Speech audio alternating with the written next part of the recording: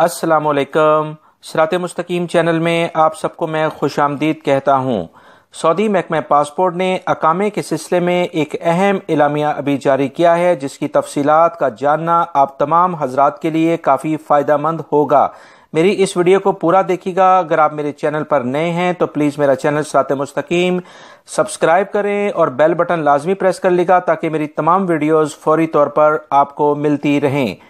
تفصیلات کچھ یہ ہیں کہ سعودی محکمہ پاسپورٹ جوازات نے اعلان کیا ہے کہ اقامے کی میعاد ختم ہونے پر، یعنی اقامہ کی جو ڈیٹ ہے وہ ختم ہونے پر 3 دن تک اگر کوئی اقامہ نہیں بنواتا ہے، اس کی تجدید نہیں کرتا ہے یا رینیو نہیں کراتا ہے تو اس پر اقامے کا جو جرمانہ ہے وہ لگا دیا جائے گا۔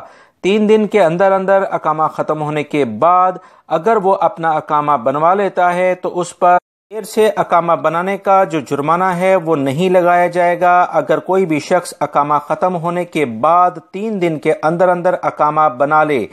اس بارے میں جوازات نے مزید تفصیل بتائی ہے کہ ایک شخص کا اقامہ 4 جنوری 2020 کو ختم ہو گیا تو ایسی صورت میں اس پر جرمانہ اقامہ ختم ہونے کے 3 دن بعد نافذ ہوگا، یعنی 4 تاریخ کو اقامہ ختم ہوا اور 7 تک اگر اس نے رینیو کروا لیا تو ایسی صورت میں جرمانہ نہیں لیا جائے گا۔